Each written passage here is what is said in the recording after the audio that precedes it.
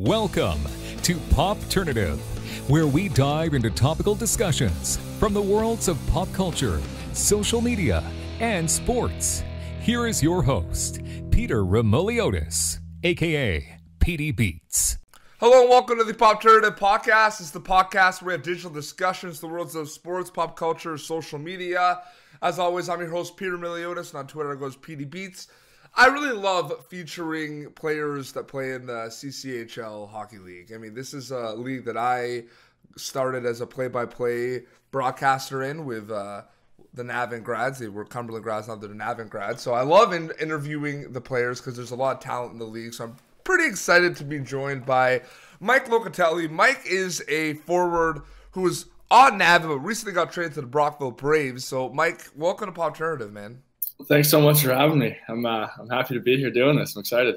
Yeah, for sure. I mean, let's talk about it. I mean, you know, you're a 20-year-old playing in the CCHL. I mean, they're in many regards, those are kind of the players that are under the microscope the most, if you think about it, because people want to know what they're going to be doing the year after, if they're going to get traded to a contender. What was it like being what's it like being a 20-year-old in the CCHL?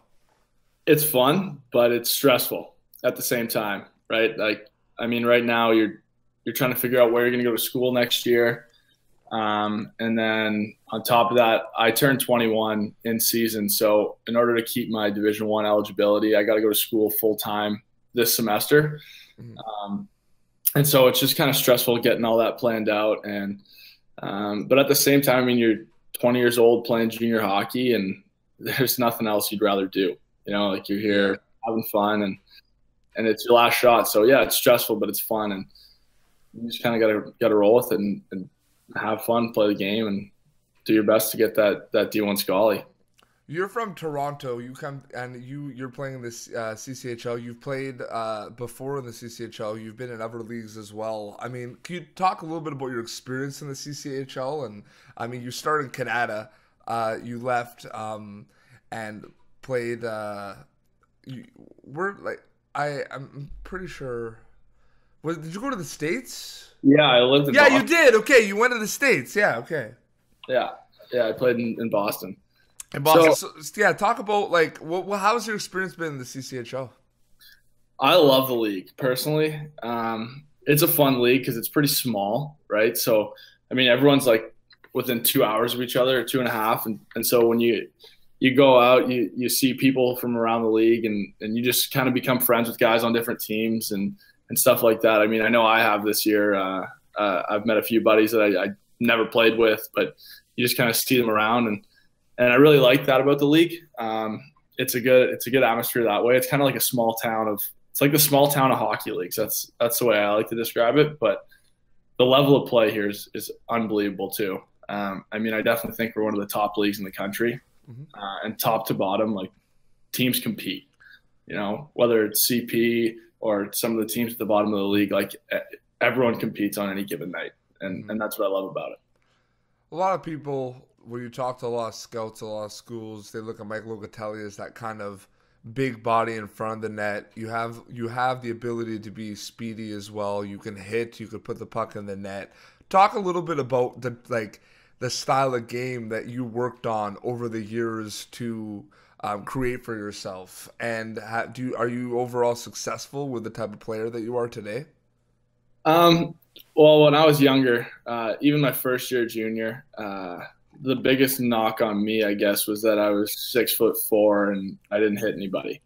I played way too nice, and when you're my size, like, you can't do that. You know, no one's going to take you because people like big guys who hit. And so that part of my game changed the most, I would say, over the course of my junior career. And I feel that, like, my best games this season have been when I've been very physical. Just opens up space on the ice to make plays and do things like that. So that's probably the biggest change in my game that's made me successful this year.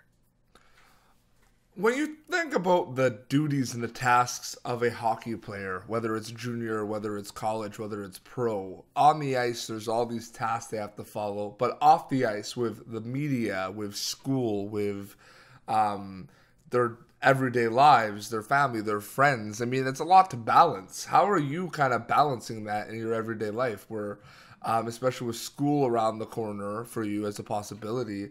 I mean, having to balance and juggle academics and hockey is a challenge, but I'm sure you've kind of found ways to kind of maintain both of them. Yeah, I mean, playing junior, you're not the busiest. I mean, you definitely have a lot of time during the day, and that's kind of when I get, I guess, my family time in, when I FaceTime my parents and doing stuff like that. But when I played prep school hockey at St. Michael's College School, that's when I really learned to manage my time, because we were away every weekend, played 65 games a year on top of having 7 classes and 3 hours of homework a night. So it's difficult, but you just have to learn to do it, because if you don't, you're going to fall behind. You're not going to play. Your grade's going to slip. And it's just, whether you're doing your work on the bus or things like that, you just have to do it. So. In terms of, I always love asking hockey players misconceptions, because, there's a lot of people think they know everything about a hockey player. They think they know, and they assume that a hockey player just eat, breathe, sleep hockey. They don't have anything else in their lives. And, I joke around, your former teammate, Keenan Reynolds, he's been on the show many times, and he's, joked around, said, the biggest misconception is that, hockey players, maintain their hair. They care so much about their hair. So it's, stuff like that. Yeah, I know, we know Keenan. So they joke around. But on a serious note, Mike, do you think there's some misconceptions about hockey players that you've seen over the years, that you talk to someone that doesn't maybe know the in and out of the game, and that you're kind of wow, that's not correct. That's not how it is at all. Yeah, I guess some people who don't understand hockey and junior hockey think it's crazy that we take 3 years off school sometimes to junior A. And they're just you have to be the dumbest person in the world. 3 years off school. And I mean, that's one of the things that's just totally not the case. I didn't think of that. That is true. Yeah, right? I mean, I get that all the time. I'm going to be 21 when I start school. So people are like, man, took 3 years off school. You must be a rockhead. And it's no, not, but I can see why you would think that. I didn't think of that. I didn't think of that at all, because it's true. But you're doing some credits, though. I haven't done any yet. I'm gonna have to do them starting Tuesday. I'm taking 4 classes. So wow. Yeah, to keep my eligibility. Okay. Yeah. But the players, in the OHL, they're kind of in a different story, because they're going to school in the mornings and everything. Do you find it kind of? I mean, a lot of players want to make it to the NHL. They want to play pro 100%. But then there are some players that are going to kind of turn around and be like, okay, the reality is seeping in. I mean, let me play some hockey, let me have some fun, but let me get a good education. And I think the CCHL does a very good job of promoting that message. And I think that's another reason why they're one of the best leagues in the country. Absolutely. They do a great job of sending guys to top-end academic schools. I mean, you see it every year. There's a lot of guys committing to NESCAC schools and places like that. And I think that just speaks to, I guess, the level of play as well in the league, because it's hard to be a college hockey player, and especially at a school with a very high academic standard. And so the league does a great job of pushing guys on to the Ivy Leagues and other great academic places. And so, yeah, I think that's one of the really good things about the league too. I didn't think of that either. Yeah, it's amazing. You're from Toronto, and Toronto. So I did a United States National Development Team Program U17 panel with Jack Hughes, who grew up playing hockey in Toronto, and he said Toronto is a hotbed for hockey. I mean, that is there's no doubt about it. That is true, but you played in Boston, and that is also a hotbed for hockey, and that is a hotbed for college hockey as well. Yeah. What were kind of your experiences playing in Boston, and what did you kind of see what have been the biggest differences and things you could tell me from playing Well, like you grew up in Toronto, but you played in Toronto too, right? Yeah, I grew up playing in Toronto, played prep school hockey in Toronto, and then. So what are the big differences, like from Toronto, Boston, Navan / Brockville for one game and 3 practices? Yeah. I guess, okay, the biggest difference is football is king in Boston. Mm-hmm. Like Tom Brady, like it goes Tom Brady and then God. Like I'm not Yeah. It's like he is the king there. And so, but I mean, in terms of the differences in hockey, I think the way they do it on the East Coast and in a lot of American places, I think they do a better job of like with their development model. So organizations will have teams like from U12 all the way up to their junior program. They'll develop players within their own organization.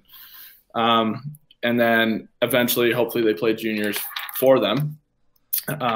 Whereas, and they also have the prep school system, which kind of gives guys more time to develop before they start playing junior. Like, it's pretty rare to see a 16-year-old or 17-year-old kid playing in the North American League or things like that in the United States, because they play U18 AAA for longer, or they go to prep school, and it's just a different way of developing. Mm-hmm. Whereas in Toronto, kids are switching teams every year, and there's AAA organizations that go from Atom to midget, and then after that, like there's no real affiliations with junior programs. Yeah. So it's not really like a feeder system. And then I think the Ottawa League is kind of doing it right. Like the CCHL bringing in like the U18 AAA program for each junior A team. That's more of like the American model. And I think it's the right way to develop players within the organization. And then you eventually, or hopefully, bring some of those guys up through your junior B program, junior A program, and then on to college. So I think the biggest difference, I think if you're going to compare Navan, Brockville, CCHL to what it was like playing in Boston, I think the biggest similarity is the development model. Mm-hmm. No, absolutely. And Toronto differs from that. No, for sure. I know we'll wrap up soon, but Mike, before we wrap up too, I mean, talk a little bit about the goals in 2018 for Mike Locatelli. I mean, it's a new year. It's a new time to kind of prove yourself. It's a new time to kind of create new goals on and off the ice. Talk a little bit about what's in store for Mike Locatelli in 2018. I mean, well, getting traded to Brockville, like win the bogey. Like that's what we want to do. We got an awesome group, and like the guys work crazy hard here. And it's an exciting team to be a part of. So because of that, like I honestly think like my number one goal is win the league, and I think we can do it. With that being said, the second goal is secure a Division I scholarship somewhere. And I mean, the longer you play, if we win the league, I bet you there'll be a lot of guys committing off this team. Mm-hmm. And so, yeah, those are the two goals for me. And you gotta obviously make little goals to get there. And yeah, so those are the two. To end the year, go D1. Absolutely. Well, Mike Locatelli, thank you so much for joining us on the show, man. I really appreciate it. Thanks for having me. I had a great time. Yeah, absolutely. Where can people follow you on social media?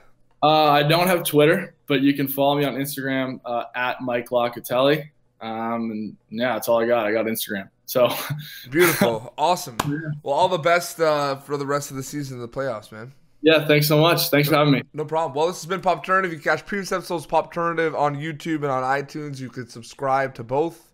Popternative.com for more content and more episodes. Until next time, this is Mike Locatelli and PD Beats signing off. Thank you for tuning in to Popternative. Make sure to check out our past episodes of Popternative on YouTube. Be sure to like Popternative on Facebook and follow us on Twitter.